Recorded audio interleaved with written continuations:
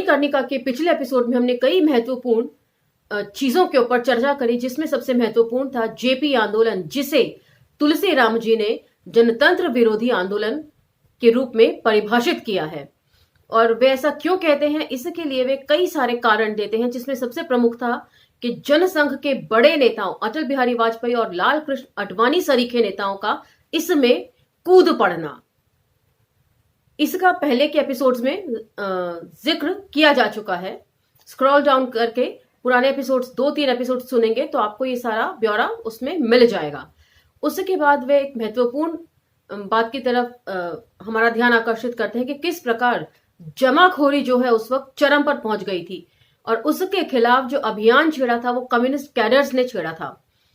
तो वो लोग किस प्रकार जमाखोर जो थे उनके खिलाफ कार्यवाही किया करते थे और बाद में उन्हें हैरानी हुई जब वे सभी जमाखोर जो हैं जेपी आंदोलन से जाकर जुड़ गए और उसको मजबूती प्रदान करने लगे। तो अब हम यहां से आगे पढ़ेंगे। आभासी दुनिया के मेरे दोस्तों, शालिनी बोल रही हूं। जय भीम, हुल जौहर। आगे बढ़ने से पहले मैं आपको बता दूं कि आज का महत्वपूर्ण, वैसे तो सारे ही एपिसोड्स महत्वपूर्ण हैं अब तक के, लेकिन इसमें कुछ ऐसी चीजों के बारे में व्याख्या करूंगी जिसे आप बेहद ध्यान से सुनिएगा। चलिए, इस कमेटी में बनारस से मेरे अलावा दीपक मलिक तथा नरेंद्र प्रसाद सिन्हा शामिल थे। सांप्रदायिकता विरोधी कमेटी के माध्यम से देश भर में जगह जगह सभा गोष्ठियां हुआ करती थीं। हम लोग सांप्रदायिकता के खिलाफ जनता को जागृत करने का पूरा प्रयास करते रहते थे। जैसा कि अवगत है कि कम्युनिस्ट पार्टी जेपी आंदोलन को फासिस्ट के रूप में परिभाषित कर चुकी थी। इसलिए फांसीवाद क्या है, यह कैसे क्रियान्वित होता है, इसका उदय इटली तथा जर्मनी में कैसे हुआ तथा भारत में यह किस रूप में विकसित हो रहा है आदि विषयों पर पार्टी सभा सम्मेलन आयोजित करती थी। मैं इस तरह के गतिविधियों में हमेशा आगे बढ़ चढ़कर हिस्सा लेता था। मैंने पहले भी कहा है कि देश की राजनीति में क्या होता है, वे अंतरराष्ट्रीय राजनीति से प्रभावित किस प्रकार होती है, इसका भरपूर उल्लेख आत्मकथा के दूसरे खंड मणिकर्णिका में है। तीसरे उपखंड ऑनवर्ड्स। तो इसमें एक चीज की तरफ और ध्यान दिलाना चाहूंगी कि इटली और जर्मनी में दो अलग अलग चीजें शुरू हुई। फांसीवाद की शुरुआत इटली से हुई, बेनितो मुसोलिनी के नेतृत्व में, लेकिन जर्मनी में जो शुरू हुआ उसे नाजीवाद कहा जाता है। फांसीवाद इटली में और जर्मनी में नाजीवाद, जो अडोल्फ हिटलर के नेतृत्व में शुरू हुआ आंदोलन था। तो दोनों में बहुत चीजें साम्य हैं, इनको सगी बहनें कह सकते हैं, लेकिन फिर भी ये दो अलग अलग नाम हैं, फांसीवाद और नाजीवाद। लेकिन हम मोटे तौर पर सभी चीजों को फांसीवाद में इंक्लूड कर देते हैं, विच इज रॉन्ग। कि किस प्रकार बेनितो मुसोलिनी ने पूरा जो है वो संसद खत्म करके पूरा कब्जा कर लिया था और एक ही नेतृत्व के, तानाशाह नेतृत्व के अंडर पूरे इटली को वो ले आए थे। और उसी प्रकार की हरकत अडोल्फ हिटलर की थी, जिन्होंने यहूदियों के खिलाफ एकदम से अभियान छेड़ दिया था उनको मारने का। तो और ये दोनों ही जो है वो उदारतावाद के खिलाफ थे, समाजवाद और साम्यतावाद के खिलाफ नहीं थे, ये मार्क्सवाद के खिलाफ आंदोलन थे। तो इसलिए मार्क्सवादियों का इसमें बढ़ चढ़कर हिस्सा लेने बनता है। तो देश के अंदर जो भी घटता है वो अंतरराष्ट्रीय राजनीति की छाप है, छोटे लेवल पर।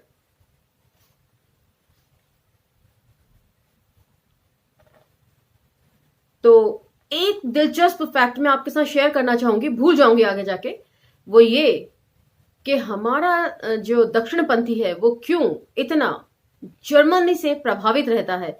क्योंकि एक खास आर्टिकल की तरफ आपका ध्यान दिलाना चाहूंगी।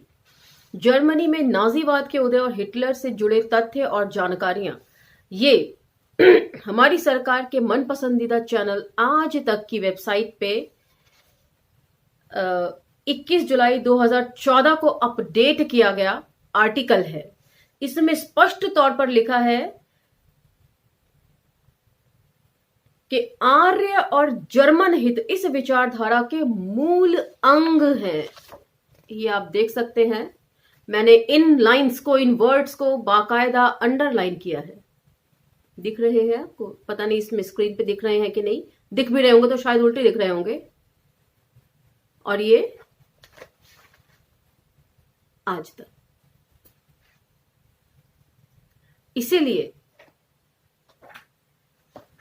जर्मनी से इतने प्रभावित रहते हैं हमारे दक्षिणपंथी, क्योंकि वे आर्य और जर्मन हितों को ध्यान में रखकर उसका मूल तत्व है रखना।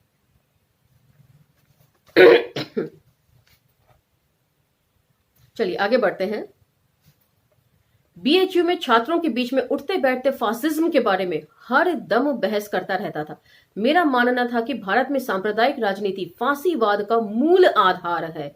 बिल्कुल कि संसद को खत्म कर दो, उसकी कार्य प्रणाली को इस तरह हाईजैक कर लिया है आजकल कि संसद के होने का कोई मतलब नहीं है। एक तानाशाह की तरफ देश बढ़ रहा है मौजूदा हालत में।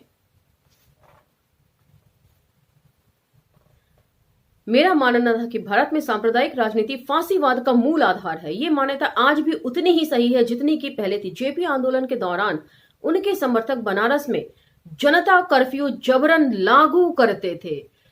मुझे याद आ रहा है एकदम, जब कोरोना में पहली बार लॉकडाउन हुआ था तो पहले संडे लॉकडाउन के, शायद 23 मार्च का दिन रहा होगा 2019 का, 23 या 24 मार्च 2019 संडे का दिन, उसमें भी जबरन जनता कर्फ्यू लागू किया गया था।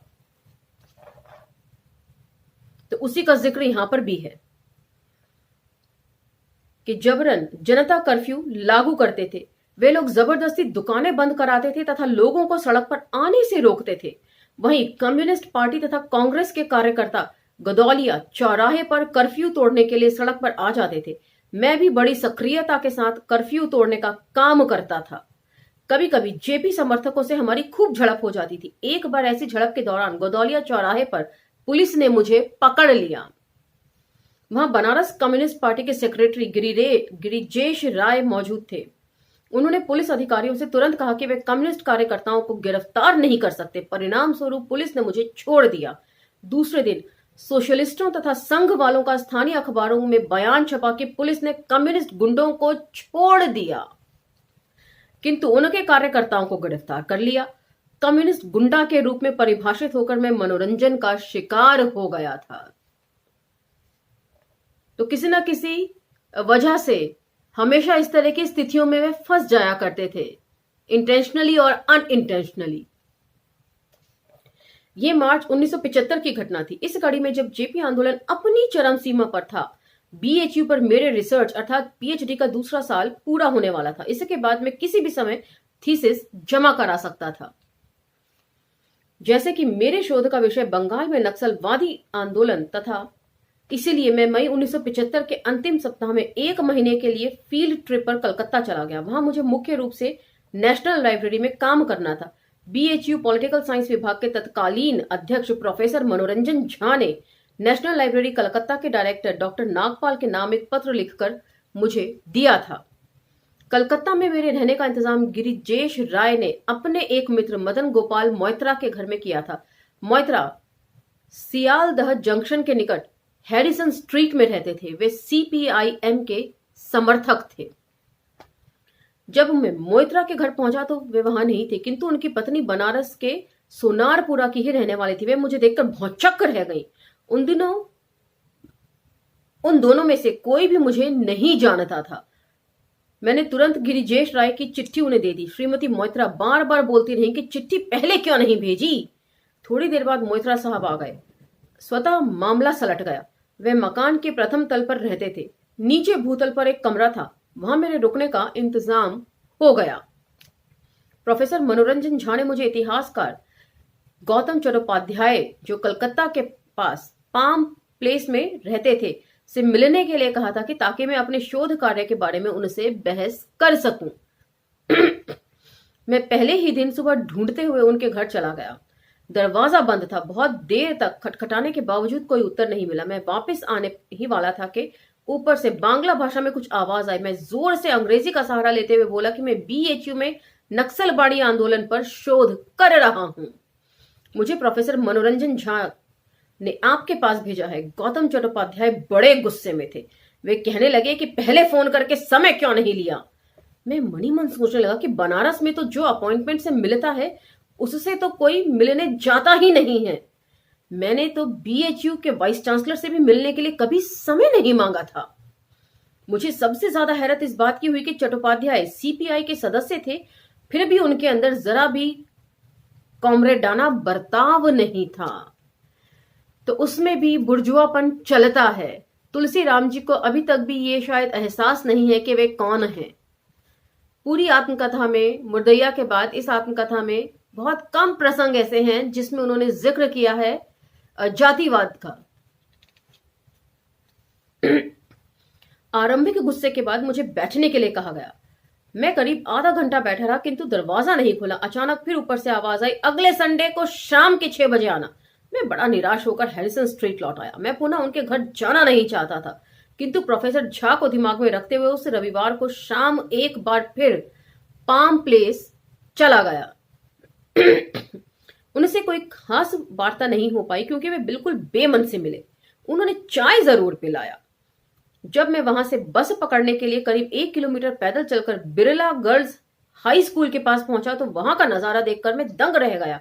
अंधेरा हो चला था। बस स्टॉप के पास सड़क के किनारे करीब 25-30 युवतियां कतार में खड़ी थी। लोग आते और बड़े अनुशासित ढंग से हर युवती के चेहरे पर गिद्धपात करते हुए किसी एक का हाथ पकड़कर टाना रिक्शा में बैठते ही अंतर्ध्यान हो जाते थे। शुरू में मुझे कुछ समझ में नहीं आया। बस स्टॉप पर खड़ा एक व्यक्ति बांग्ला में कुछ बोला। मैं भावार्थ समझ गया कि यहां भी रोज कलकत्ता का सेक्स बाजार सजता है। मोइत्रा के घर उस रात लौटने के बाद सोते समय लोग किसी युवती के हाथ पकड़कर भागते हुए मेरे सपने में आते रहे। तो इससे पता चलता है कि वे स्त्रियों को लेकर कितने कोमल भाव रखा करते थे। उन्हें वेदना होती थी इस तरह स्त्रियों के साथ जब बर्ताव होता था या वो होते हुए देखते थे। इसका जिक्र वे पहले कर चुके हैं।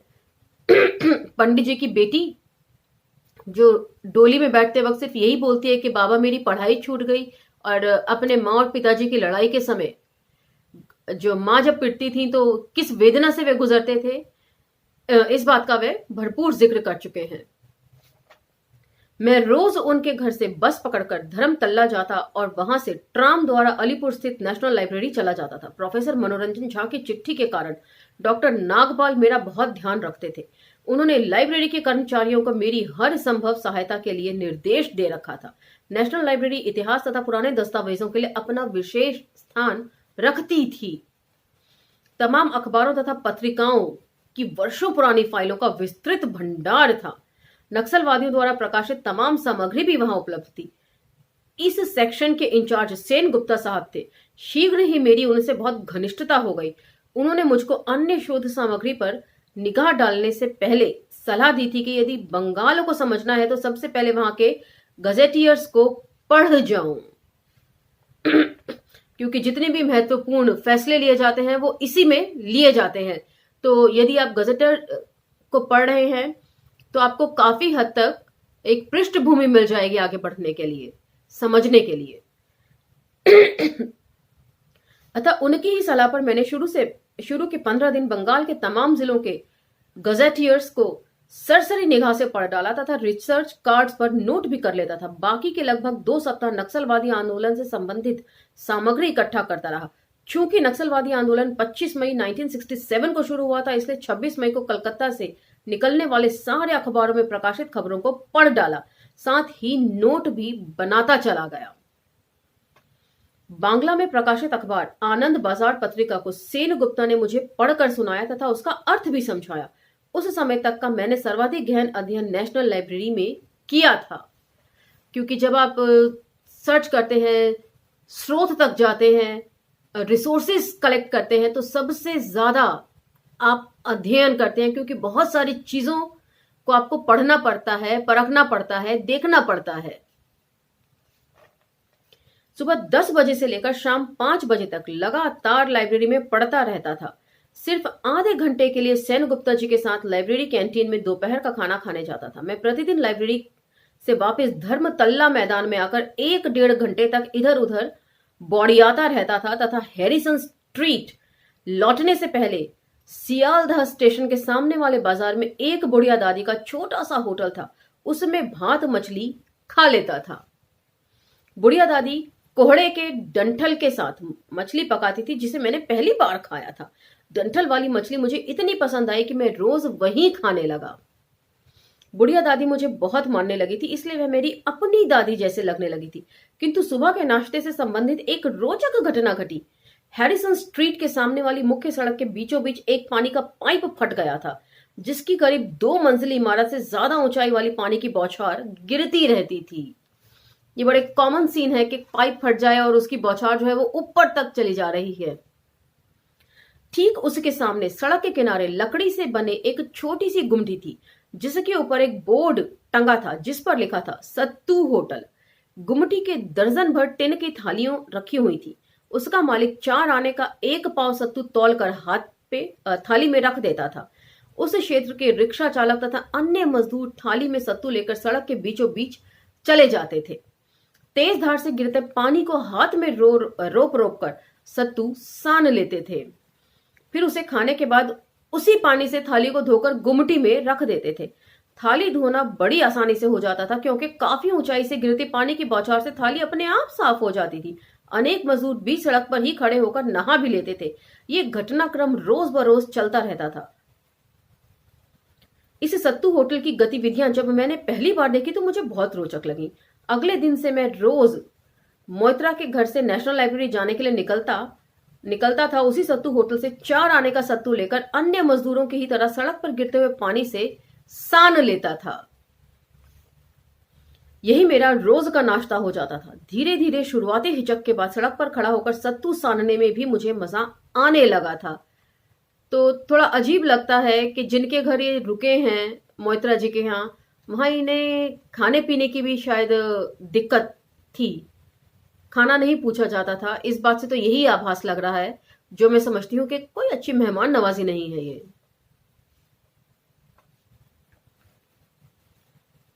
धीरे धीरे शुरुआती हिचक के बाद सड़क पर खड़ा होकर सत्तू सानने में मुझे भी मजा आने लगा। कभी कभी मुझे लगता कि मानो सत्तू नहीं बल्कि मैं किताबों को सान कर खाता था।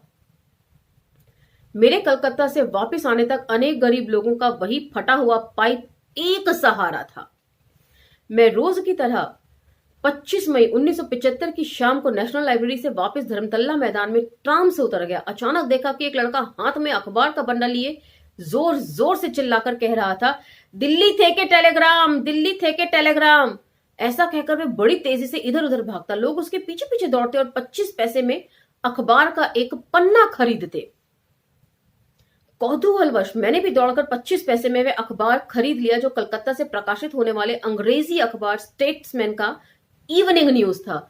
क्योंकि उन्हें जो बांग्ला थी वो समझ नहीं आती थी, लेकिन जिज्ञासा इतनी ज्यादा बढ़ गई। जब लोग अचानक से न्यूज़पेपर के ऊपर झपट रहे हैं तो तुलसीराम जी को एहसास हुआ होगा या ऐसा आभास हुआ होगा कि जरूर कुछ इंपॉर्टेंट न्यूज छपा है, वरना लोग इतना पीछे पीछे क्यों भागेंगे अखबार बेचने वाले बच्चे के पीछे। उनका मोटा शीर्षक था, भारत में इमरजेंसी लागू, जयप्रकाश नारायण सहित अनेक नेता गिरफ्तार।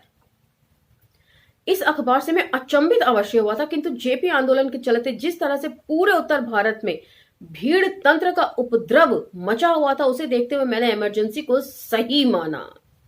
मैं पहले भी जिक्र कर चुकी हूं कि किस प्रकार लोकतंत्र के पैरेलल एक तंत्र खड़ा हो गया है, भीड़ तंत्र। तो आज ये प्रसंग पढ़कर मुझे खुशी है कि मेरी समझ भी पहले के मुकाबले काफी सुदृढ़ हो गई है, राजनीति को लेकर और मुद्दों की समझ को लेकर, क्योंकि इस प्रसंग को पढ़ने से पहले ही मैं भीड़ तंत्र का जिक्र कर चुकी थी। तो उम्मीद करती हूं कि इसी तरह की समझ आपकी भी पहले से 1-2 कदम तो आप जरूर आगे बढ़ गए होंगे समझ को लेके। चूंकि मैं पार्टी का होल टाइमर था, इसलिए नेशनल लाइब्रेरी की पढ़ाई अधूरी छोड़कर तुरंत बनारस लौटने का फैसला कर लिया। तो यहां पर जगह जगह कुछ बातें मुझे अचंभित भी करती हैं और मैं उनको तुलसीराम जी आज हमारे बीच में है नहीं, लेकिन जब व्यक्ति इतना कुछ लिखता है तो उसके की गई चीजों पर उनके जाने के बाद भी शोध चलता है। तो उसी के तहत मैं ये बात कहना चाहूंगी कि उनकी ऐसी बातें मुझे अचंभित करती हैं कि पढ़ने लिखने के लिए वे किस तरह घर से भागे और उसके बाद बार बार बीच में पढ़ाई को ताक पर रखकर कभी वे आंदोलन में कूद पड़ते हैं और कभी अपने पीएचडी थीसिस को बीच में ही अधूरा छोड़कर वापस लौटने का निर्णय लेते हैं। ये मेरे लिए एक अचंभित करने वाला प्रसंग है कि कैसे वो बार बार इसी पढ़ाई लिखाई को हासिल करने के लिए वे घर से भागे थे, इसी का सपना देखकर वे बड़े हुए और उसी को बार बार छोड़कर भाग रहे हैं। तो ये थोड़ी एक चारित्रिक कमी लगती है मुझे उनके व्यक्तित्व में, पढ़ाई को लेकर इतनी लापरवाही। 25 मई की शाम काफी देर तक मैं धर्मतल्ला मैदान में इधर उधर घूमकर लोगों की बातें सुनता रहा। अधिकतर लोगों को इमरजेंसी ठीक आछे कहते हुए सुना। अचानक मैंने देखा कि बड़ा बाजार क्षेत्र की तरफ से बहुत बड़ा जुलूस धर्मतल्ला मैदान में आ गया। यह जुलूस कांग्रेस पार्टी का था। लोग इंदिरा गांधी तथा इमरजेंसी के समर्थन में नारा लगा रहे थे। बीच बीच में लोगों से सिद्धार्थ शंकर रे जिंदाबाद का नारा भी सुनने को मिल जाता था। स्मरण रहे कि सिद्धार्थ शंकर रे उस समय बंगाल के मुख्यमंत्री थे। तो साथ साथ इतने सारे संदर्भ, इतनी सारी तिथियां और जो हेडलाइंस हैं मेन अखबारों की, उसको भी देते हुए चलते हैं। तो रेफरेंस के लिए आपको भटकने की जरूरत नहीं है। आत्मकथा अपने आप में हर तरीके से सक्षम है।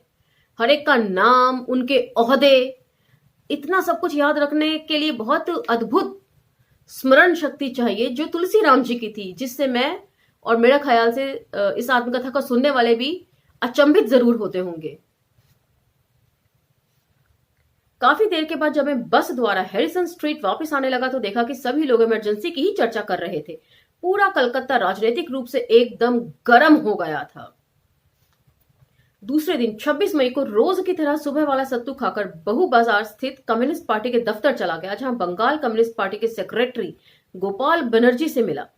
पार्टी के केंद्रीय नीति के अनुसार वे लोग भी इमरजेंसी सहित इंदिरा गांधी की तमाम नीतियों का समर्थन कर रहे थे। यह पहले ही स्पष्ट हो चुका है कि कम्युनिस्ट जो है वो कांग्रेस को समर्थन देता था।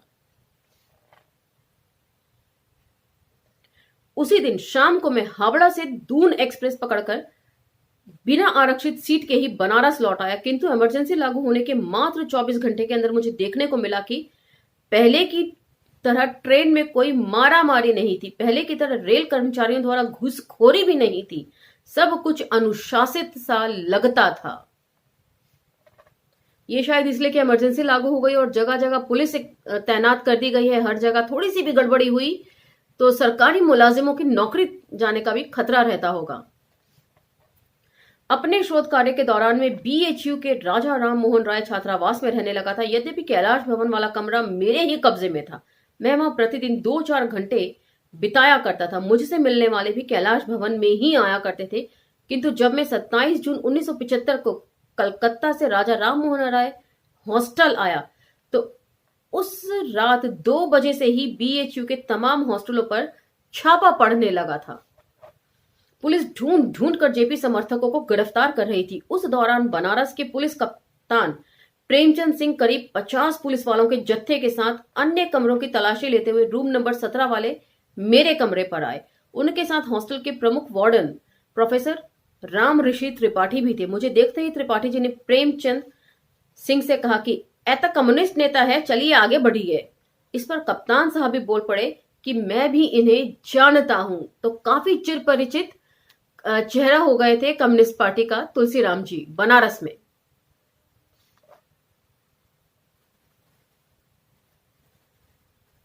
ऐसा कहकर वे रूम नंबर 18 में तलाशी लेने चले गए। मैं डर के मारे अपना कमरा बंद करके बड़ी देर तक बैठा रहा, जिसका एकमात्र कारण था कि पुलिस के डर से एक जेपी समर्थक छापा पड़ते ही मेरे कमरे में भाग आया था। कम्युनिस्ट पार्टी के एक अन्य कार्यकर्ता शिवानंद दुबे भी उस रात मेरे कमरे पर ही रुके हुए थे। हमारे हॉस्टल पर करीब 2 घंटे तक छापा पड़ता रहा तथा कई जेपी समर्थकों को गिरफ्तार कर पुलिस ले गई। पुलिस के छापे से पूरा बीएचयू आतंकित हो गया था।